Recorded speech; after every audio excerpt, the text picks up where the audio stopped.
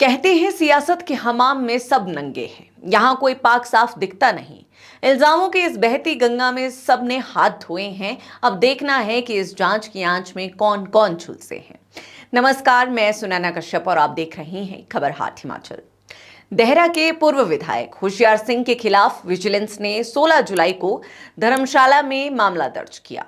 आरोप है कि साल 2023 और 24 के दौरान विधायक इच्छिक निधि से करीब 13 लाख रुपए उनके कर्मचारियों के खातों में ट्रांसफर किए गए और बाद में ये राशि नकद वापस ले ली गई। आरोपों के मुताबिक कई कर्मचारियों के खातों में 50-50 हजार रुपए डाले गए थे। विजिलेंस अब इस पूरे लेन देन की जांच कर रही है। दूसरी तरफ होशियार सिंह इन आरोपों को सिरे से खारिज कर रही हैं। उनका कहना है कि ये पूरा मामला पारिवारिक संपत्ति विवाद का नतीजा है और उनके ही परिवार के कुछ लोग उन्हें फंसाने की साजिश कर रही हैं। यानी एक तरफ जांच एजेंसी है, दूसरी तरफ पूर्व विधायक का दावा है कि ये राजनीतिक और पारिवारिक साजिश है। ऐसे में अंतिम सच तो जांच पूरी होने के बाद ही सामने आएगा। लेकिन एफआईआर के बाद होशियार सिंह ने वीडियो जारी कर ऐसा दांव चला जिसने पूरे राजनीतिक विमर्श का रुख बदल दिया। उन्होंने ऐलान किया कि वो हिमाचल प्रदेश हाई कोर्ट में जनहित याचिका दायर करेंगे, लेकिन ये याचिका सिर्फ अपने खिलाफ दर्ज एफआईआर तक सीमित नहीं होगी। उनकी मांग है कि पिछले 10 सालों में ऐच्छिक निधि खर्च करने वाले मुख्यमंत्री, उप मुख्यमंत्री, विधानसभा अध्यक्ष, विधानसभा उपाध्यक्ष, सभी मंत्रियों, बोर्ड एवं निगमों के अध्यक्षों और प्रदेश के सभी विधायकों की ऐच्छिक निधि की स्वतंत्र, निष्पक्ष और पारदर्शी जांच कराई जाए। होशियार सिंह का कहना है कि सार्वजनिक धन जनता की अमानत है और उसके हर रुपए का हिसाब जनता के सामने होना चाहिए। उनका मशहूर बयान अब राजनीतिक गलियारों में गूंज रहा है। अगर जांच होगी तो सबकी होगी और अगर हिसाब होगा तो सबका होगा। आखिर विधायक ऐच्छिक निधि का पैसा किन लोगों को मिलता है, किस आधार पर मिला और क्या लाभार्थियों का चयन पूरी तरह पारदर्शी था? क्या हर विधायक ने तय नियमों के अनुसार ही इस राशि का उपयोग किया? अगर इन सवालों के जवाब सार्वजनिक है तो विवाद की गुंजाइश कम होगी, लेकिन अगर रिकॉर्ड सामने नहीं है तो सवाल उठना स्वाभाविक है। यही मुद्दा अब होशियार सिंह राजनीतिक रूप से उठाने की कोशिश कर रही हैं। अब यहां यह समझना भी जरूरी है कि विधायक ऐच्छिक निधि होती क्या है।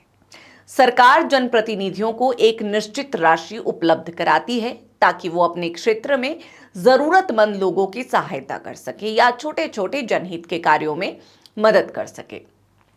इस निधि का उद्देश्य विकास और राहत पहुंचाना है, लेकिन समय समय पर अलग अलग राज्यों में इस निधि के इस्तेमाल को लेकर विवाद भी सामने आते रहे हैं। कहीं लाभार्थियों के चयन पर सवाल उठे, कहीं पक्षपात के आरोप लगे और कहीं पारदर्शिता की कमी को लेकर बहस हुई। इसीलिए ये मांग नई नहीं है कि सार्वजनिक धन के उपयोग का पूरा रिकॉर्ड जनता के सामने होना चाहिए। अब सवाल यह बन गया है कि पिछले 10 सालों में ऐच्छिक निधि का इस्तेमाल करने वाले बाकी जनप्रतिनिधियों ने क्या किया? अगर एक व्यक्ति की जांच हो सकती है तो क्या सभी की नहीं होनी चाहिए? यही सवाल अब सरकार और विपक्ष दोनों के सामने खड़ा हो गया है। अगर हाईकोर्ट इस जनहित याचिका पर सुनवाई करता है और व्यापक जांच के आदेश देता है तो क्या सिर्फ सत्ता पक्ष मुश्किल में आएगा या विपक्ष के भी कई चेहरे सवालों के घेरे में होंगे? क्योंकि पिछले 10 सालों में हिमाचल में सत्ता भी बदली और चेहरे भी बदले।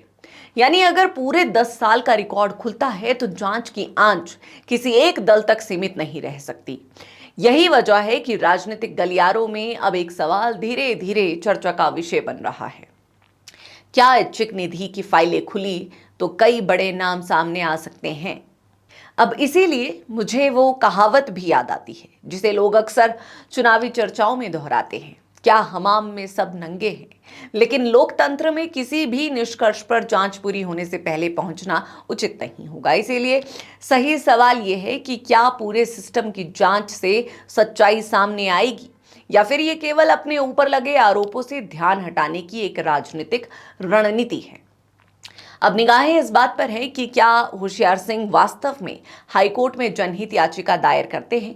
अगर ऐसा होता है और अदालत इस पर सुनवाई स्वीकार करती है तो कई अहम सवाल सामने आ सकते हैं। क्या पिछले 10 सालों की ऐच्छिक निधि का पूरा रिकॉर्ड सार्वजनिक होगा? क्या लाभार्थियों की सूची सामने आएगी? क्या किसी स्वतंत्र एजेंसी से ऑडिट कराया जाएगा? और क्या जांच का दायरा पूरे राजनीतिक तंत्र तक पहुंचेगा? इन सवालों के जवाब आने वाले समय में ही मिलेंगे। फिलहाल तस्वीर साफ है। एक तरफ विजिलेंस की जांच होशियार सिंह तक पहुंच चुकी है, दूसरी तरफ होशियार सिंह जांच का दायरा पूरा हिमाचल की राजनीति तक ले जाना चाहते हैं। आने वाले दिनों में अगर ये मामला हाईकोर्ट तक पहुंचता है तो जांच के दायरे में किस किस का नाम आता है ये देखना दिलचस्प होगा। आपको क्या लगता है, क्या ऐच्छिक निधि के पिछले 10 सालों का पूरा रिकॉर्ड सार्वजनिक होना चाहिए? क्या सभी नेताओं की समान जांच होनी चाहिए, या फिर ये सिर्फ एक राजनीतिक पलटवार है? अपनी राय कमेंट बॉक्स में जरूर लिखिए और चैनल को सब्सक्राइब करना ना भूलें।